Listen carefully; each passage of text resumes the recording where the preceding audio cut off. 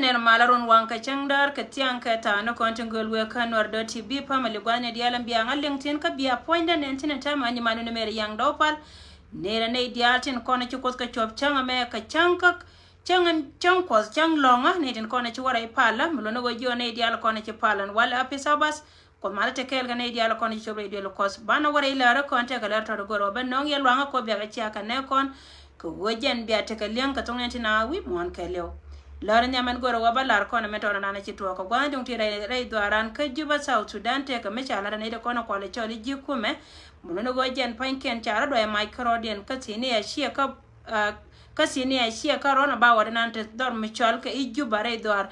del kos de ka del kos ka 7 day muno go jen point de chine te kono ko le choli ji we ka goro go balar yente ma yene de kontre we ka South Sudan go gor chaba ka men gor ka go bala da ken ene me lat ka ken gor ka no go benetin kontre we bi ka respond lu ka me we ka ne diala kontre we shi no re dia te kontre we ka South Sudan ne konre we ka jino ba Sudan ta ngaya kana go go mena lat ka ken panke na ta ma cha dub dia don wana kan cha ka wana ken ka jen point na tele do me je kan je men gor ka ken go de plan ne ra pen go de chi jaw me cha ben kan ne diala kono chal ka ji jas ni geng ni hen go lar ka je go chapre cham ne diala kono lar ka ken kwajira lar ne diala kono ta go ma go chiran bi spawn mete kama wa wala da ken rai we ka juba South Sudan te men ti kon diala ngai go ken plan den kan ne te kono ta kasi jen chene kono kwale chole ji kume espele ay gotin kono cha yen kel ka korne Dr. Yang Machar plan den te ka ken panken gor na do me de ti den de ka bas ka go jen point dwal ka go bi win mon kan panken bu win mon ka cheche na kan e diaro kono wana kan ta ma gor ka je kan gwana na taka tina go kan de tin wana kan ti je de kala da kan ta ne tin kono chal ka iga nuore tin kono re we ka juba South Sudan jo ka yende ala go atera me de duorde chub re we ka juba dungda wadu ne nan plan de na gor ka kan ala ka kan ka rodien ka wo kan mo go watu wono go jen ba mai ba doy ka dong bia respond we kel la chap me ba gor je go de ne kon ta ka si jende kala ka dora kan ne me jen plan cha ala ri ala ka kan ta ma ka jen be ka ngara ka wora me go jo yende ala go tin chap ka kan mai ke la do ka ni sia ngai kon de ala go te lo chang me cha do ni mai lakini me lar ka kan ta me matara to da ne ni gor ko jen panken ba ta ka manya ba yore we ka juba mutalo ju te ka kor wi apinchi ne gwane di altin kon lar ka do altin kan panken bi awore kor mi che ka kor nan hata pinchi ne re we ka juba South Sudan jo ka yende ala go ngoda na ka me nyore ka go yen pan kon we respond ka men gor ka kan de kan ti je de kan kalat ay dunia na lar ka kan che ka be joj ka men lar ka kan ko plan den kan de kontre we en go kan panken de chu wote ka mi chala cross pa ya mi chi tuo mite ka mitwo ala go de ne te konta ka ti jende ko na tani kun yene el konta we ka South Sudan a jariza na ne yana tama doy karodian my karodian we ala go jen ka kan ji ko ma karoti te ka mai te ko ni sialeng men ko ala goro go ba lar yen tama yene dialen konen to lar ka je go tele mitwo la yena lar go tele o mitwo re we ka South Sudan bat ka ku ko jen point nyen ken ko lar ka kan ka plani dung do go yen ga te ko ni chal ke ga nor go dial konti yen tin pella katana te ka ye ko yen dial te yere pella ngayene go me lar ka kan gor ka ne je kan ran mi charandu che kap ka jen point de ala go ko je la goro go jen be mi je bela la nganga je ka je la chera ka kër mi ci ringran ci yegop ne me bala ye gogo gorne je gogo ko netin kontre we ko juba South Sudan meteka metwo menen ka netin kon lat ka rodien gogo mo ba ye jogo biede ne ka biedu ne nyen ken lat ka ken artil ramede respond ka we nan gorka ken ne me ken plant kon gorka ken te me logo cha jalara ken ndoy ken man menan ka ken je kuma ka rodien ka ken panken wa ku ka le benere idwar logo gorka je de mai de ka badwa ne kon kula chap ka gwajin kon lord ka ken ka gwajin kon te nuwarte ka tire we ka juba jo me jena no goro go balar ye go jena ni gor pele ko gor ko ba maj ba yore kare we ka juba mu gor ye go jen bata ko koron kor na no gor ka ken we a pinchi no gwana dialo kono de kor de wote tin a nyen gwana no gor ka ken go jena yingde la kire we ka juba twar je no rodun ye ne ko ne chal ke ji we go de na me de to ka ye ko jen ponde e drop kel mu gor kana je ken ba ne kun ba ka ba ken kala ka men gor ka ken mete ka do me non ka ne me je anon ka ken jo jala go jen ba cho pen wi de la dunian karodien ne me jena no goro go go balar yo go tin diala kon lingi na gwa ma rama nyoro ka nyoro gwa na te tin atera me de barar ka dong dere goro go jen dere mena le roda dere wo gwa ma especially en ga te kon la jare wi ko juba South Sudan en go jen men ke to ko gwa ndung ti de dan cha jalaro go jen panken me cha jen ne te ka ne ti cha rodien duolte la ne tin kon ko le choli nori la kena ko tin la go ke la roi ka ma je ken long la go gor ka je bana ba ka bana ken roi me kel me goro go be berara tama ka gore je lubga kon kon ida kon chal ke nori tin kon de we ka South Sudan en go jen point na je mas ka jen point go ye kala na lar ke ken e jaw ke na mo me be ka ngara me dong dien plan dien cha nyo ka marial ka ken kanyen ken ka kwar ken kon de we ka kel me lo no kan jala me daro do kon la jala no South Sudan jala me ga nori daro do kon cha jala go ba jala kel ba we ka jala ba ndo dien ba nyo jala ken nyo ko lo go jala lakini chabana na lar ka mishye ken na me ka kor ka tin diala kon lar ka anini kor ko de menana we ko gor karambe bomme be tekel ke wurme chal ke bol mel kan cha biara ti lar ke wurme chal ke bol mel ta ma jala no to kon gor ka jaba ka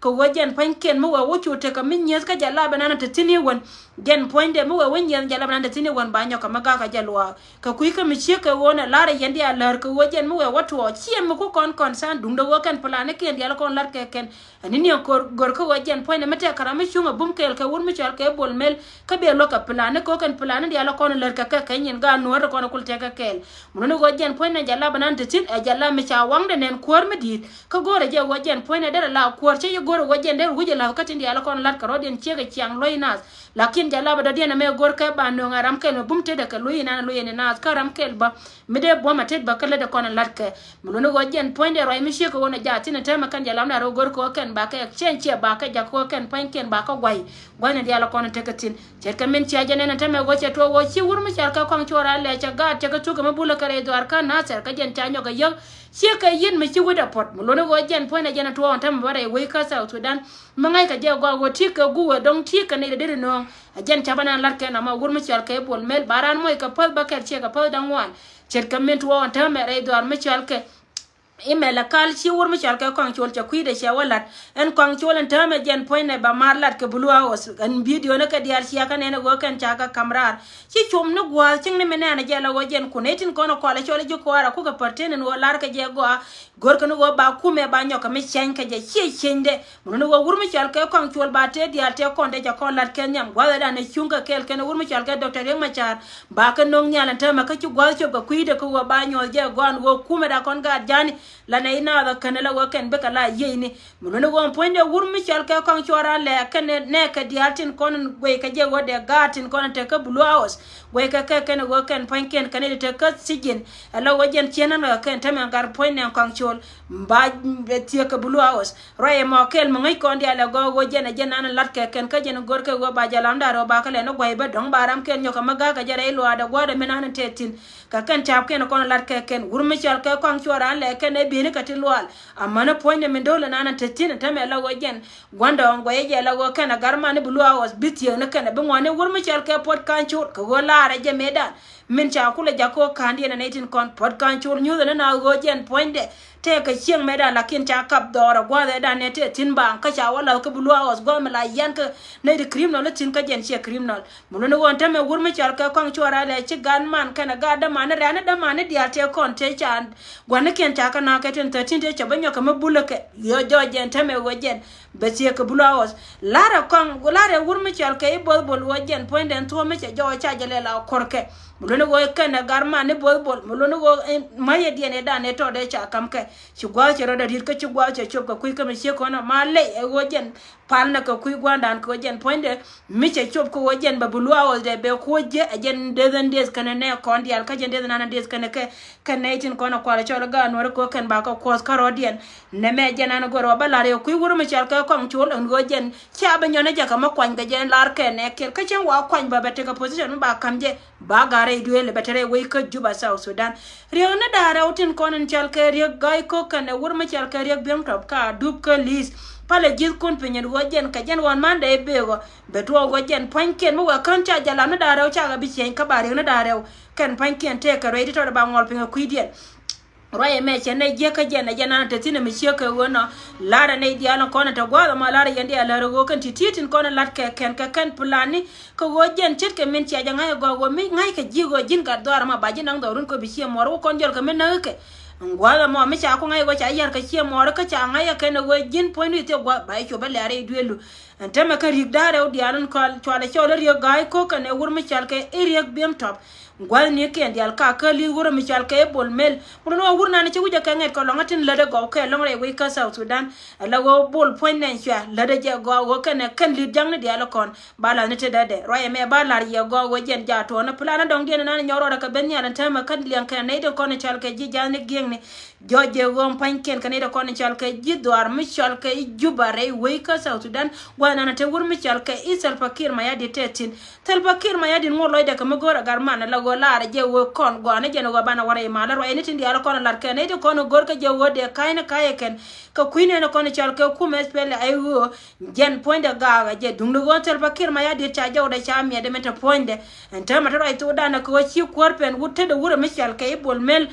bol mel che kam kwar ka pin dung do wojen ponde ngoda kamela lare jana azen wojen tin kona den lat ka tin chaling na raide wur mi chal ka ter fakir ma yadi lar ka je go wojen ponde lare je de wur mi chal ka re ma char ka ne ka de ga pri re we ka kui ma la ko be mal bata tin dung do ka ne kona kwara chore juk kwar wur mi chal ka bol mel kel ka bol mel en chi kwar je ka jen go dung ti de me che na kular me ko ka yandi ala go kan tom di ala kon lingen ga gwa ma la gor ka ne je go de gwandi de tok de mam pin ka dai mai ni mulun go jen na ko ala lene ye ka jen jo kan ye go mi chente malat ke ken karodien atera ma de respond ke we na gor ka ken gor kan do ma ba nang ne tin kono ko ala la de ji we dia tila jino bien ne go ken panke ne tro tela ka dwer ka ko ka dwer tin ne tin kono gor ka ko ara ken ne kono gor ka ko ka ken kono ko ka dwer tin ken mulun go jen point de lar ka yendi ala go palla ka palla ye kun palla ka pin te kono lar ka ken gwa ma re we ka jino chere we ka South Sudan re dor ka juba pala yikun pinyane diara konde tina tera mede mai kai bateka kai loy ko ka kai loy dun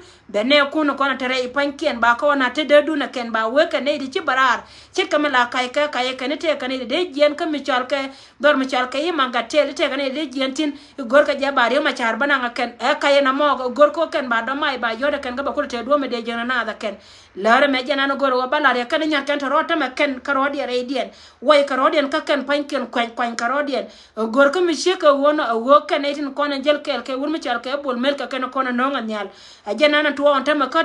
kwar dang ra utin kona lare ye la jalla ben char kana jalla ben dol mun no go jalla ben dol poinde min gore no go jendera wo gwa na ni chalo go jen poinde dera la kwar kana wure me de ka wo kwara ke en go ba na da me te ka me bo to nyam na chete wide poinde jalla ben char dong dera wo to wo jen panken dera to wo kan de ka wo mat kana wure me ajena kula te ka chaba wo kan yalla ndaro ba ka chen ka go me ton me be na ka birik daro ben pin kan titi ka kana kono ba wo ja ka mare murno go gwa ba martin na chekare do ar ka unity state ba yalla laro wo yene tin kono gor yene roda nyodo gwami nyodo roda tin ka yene ndi ala konte pinchi yene mugwe watu wanu wajen poinde ba ya dar cheka gwado kono tiu yentin dori kun pin chara ne jo churo ga lakire we ka juba South Sudan bi da chere kata nan ta kaye ajena na de gorna ma wode nyoka madiye wajen poinde cheto mi chego no ka rigdare o kare dop ka dup kel kana de konde tin lenga jago ya rigdare ko la yana lengwa nan ta yentin rewo cheka na rewo bar yene re dop ala wajen cheto on ta me go gor ka jago wa ba comedian ba nyoka me chan ka je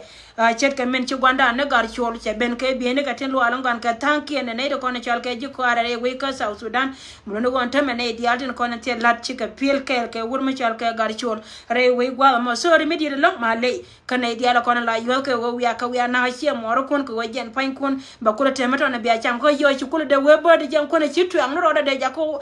je lo kumne na jen point ba nyo kama wo ja to ma le mi di long sorry ko wo ne te konte ci wo ka ma kala konin te to de konte na kana re do ka na ter gwa da bol kana tin cha jayde to kan kata me jibba loy pe roye mo tama jena nana to ko jena nana bebe na tama kan ne dialon kono te tin nyaka ka mo kwanke la re ye la re wo jen tore je tore me lat ke ken tore jagam ci joni ye go le ngaje go jen panke ngaje jayne ka te na joni ye go yen me lat ke tore jagam akela na mo katin dialon kono ben men dong dien kan ne de kono chal ka General County ci ga barar ko lar ka je ken go ko kon chap titeka kwarka teka kuma misha bere chaji chunga ken cha chiang misha ga chiang chop cha nyoka ma wan ga je ken General County ci gad kana dolum nyet ka man ka wani shika bararan gojen lar ka je kana ga wode ne lo wur misha ka re ma char kana ji kware ka go kon ba ka tare mala kon e kon chal ka cha we ka South Sudan cha kwidi na de long akel mo go long jo Nyirol County kwar nanen chal ka commissioner Nyirol congratulations ka min la die na jen to na mo ka chiang chop ka jen nyol jaba go yene kon chal ka cha jinu ba Sudan na kan ya bang e kuma wara mi nyon mi chiro de je la go jen poinde gui je wote na bo to nyam ka je ko chiang ai go jen beliu ka kui kana mo chelar ka kui ga na kon nyam milonu go ne de kon ta kan Nyirol County cha ejo sialan mo go siala de long ya ka won nyam go ndara kon tin chia bara ar ko community ko lar yana go de loin kwartin kon chal ka kwar jinu ba Sudan tin cha yen siara man ne de kon tare we ka unity state milonu go na me ka ne de kon chal ka cha ka jen gor ka mi che ka wona en go bine dial ba siang chop ba yin nya da ken akel mo go na mo kan Nyirol County congratulations ka ya ka won nyam ka mi che ka wona nyola je win mo no wo yen te lo kormo te yen cha ba kon chal ka cha jinu ba Sudan dung no wo mi cha kula ngai go logian kor la ya wana bang na mekel katin dialo kona charo di la re doran kan Nyirol County muno go chigat kan man kan e kona chal ka cha bamni cha mai ken cha ka la pinya ken ka cha ti den chong nya lo jo ka kuma Salva Kiir ma ya di ro lo nya na muno go kan pan ken kan ga saranda yene dialo kona chi gar ka social media kalar ka je chi Nyirol cha saranda kan chi go chi na saranda a jen siang chobo na mo we mite ka kuma la cha bla ka ti ko go ba jo dien ba kule leng muno go jin point mi chi wara jin chap ko gor je ba na malad mo kuma melo na je go na mo de ka gor ne je wabo go ta kamal katin dial ko la rodien la leda men cha la de chap ko jen cha la da karwa da jen jaw cha ba mi che ka wono ka kui ka mi che wona ta la mi kan Nyirol County chi lo na tes ka men cha la da ken ka wiya ka won nyam mani yen tana da ko ken me da yen lan mi che ko wonde la ro yen dong die ne cha nyoka melat ka ba ka kui ne ko ni chal ka red bell wa red bell ba o ta ka boda ka me dien kan ni ko ni chal ka elo reda ban la go bay man jawni ko jene reda ban me nan che red bell mulunu go pone reda ban go bay man jawni wa jene ba waka gadian lara me we kan ni ko ni chal ka gad borchar tin ko na tare do are lo ko wajen pone reda ban wajen be nyakun tin lo alongo baka wono la wajen baka we no by pot by fire red bell nteme waka ka dup gor ka jaga go baka de dor ma chal ka gadian wajen go ambi go tetin mulunu reda bandi na nanan pai po me wur mi chal ka ma ko ilwet kana garma ni ko ma nyangju tin ci pay boma la go ci bor pay boma la go ci bor guel men balar ye go ante me la go ken ka dub gor ga je wa ba don ma chal ka ga dia ba o poda ken jen go na be ka tetin ku ngala gay ka wa me da na gor ga ka morleni ando ba mo ba jen point cha do morleni cha le don lo no go kan tin dia la ko na lar ka de pin pine kan ka join go ka be nyala ka red bell point jen point ho ne ro de ma go to go te ka piu mo e oto wa be ko dang bu je wata ka yai ka betana wata re do ma chal ka wat red bell be chere ka me ne to dor mi chal ke dor eda ne chale naser me nong na mai kale me da no go chao mi chala go lek chale go be ke chinetin ko ne chal ga jina ser ko go kon cha ga chui ka ne ko no kwala chole de ni tinte gwa me ti right ka tokel mulono go jen kon gorle ni de jino ba Sudan cha mix ntere daga ga no re kana ga jino ba Sudan ko ken ajene nong liya mi sheka wona tama red bell ja wona reda ban gad bor ka wena mulono go jen bika wadiel ka gad bor chor kwela la ka gwa mi tot me be na go jen mo watu won go bia te ga lintin ko nyen ko la yer ka wali gwa me be na kon young media aroy kelo na mo me we ka ye ka chali ngan go jen ja twona titiga kana konen be men gora wa bara itina long ka yene da kontre we ka juba South Sudan ngoda ma ko da jol kun muno go jiran mi chiro do jako cha we bo jara magad ke lakin wo la ngale liw baya la la ro jen men cha la ka ye jen cha ton kontrol ko kan kwar kun dial ka ken to kon hakan na ka kana la wajen biya kurmitel kor biya hotel akan na ka ken tel wajen pain kun ya do ya yode yen yene da kontre we ka juba chengte ka menyat ke lim na ye konete nan dialogo bieda ka biedun me jen do ba cha je kana mi sheka wona be be dun chwara menta ka chwara jagam ko jeno ko ala gor kan mela yana nen tama kap ka kod nyam ka kap ka jen nyam ka kap ka jen nyam tere to gor kan wo jen beti dial ko na lat kare do ar biga je roye me awe ka yene kontre we ka juba wo ko da jol kun tayere dulli gwane diala konte ka tin mikia mai kelin law ya tar terere sie jen do aluna ma ka sie jen penyo go jen ko ka je wo kan yan juwe yene ko ne chal ke nuari ki wo ko je wo yan juwe ne me cha na do to do re we ka juba sawra ngai ka je go jen ko ala kam no kwar kun ko yan pain kun biya kula boy ko ken bi ken le ken ko lat ne me chap kel ka plan kel muno go ku me dun cha kap muno go jen point de jana na balariye te dien kan ide kon go ne jen ko go me be ne biti diala ko ne cha la ken pain ken be go poy ka rodien titi ken ko no go be de kam ye kare wara me baro da gara tan pika yandi al ko mari yandi al pot be nyoko jo once again ne diala ko ne chipa la pisa bas ka be ne diala ko ne bore ide lo kwas ka ta ande to do we ga mento biya jal kamal ko mal te kel ga yandi al ngoda ka me ko ndia te jena ka palne la gojen poinde banne changa mo te nyamo ko go ke jene dia tunga ne ken gojen changa na bangoni nyen ken ko nan chari ala ka ken ba wa chang mo gwa ka kon ko be yi kon dia ben pen ko gojen mo go yi kon wale bitungan be ka je jenan de gorde la de baro ko garar pu ke ndia ko mari ndia post bande je ka ta no kon te go te we ga benta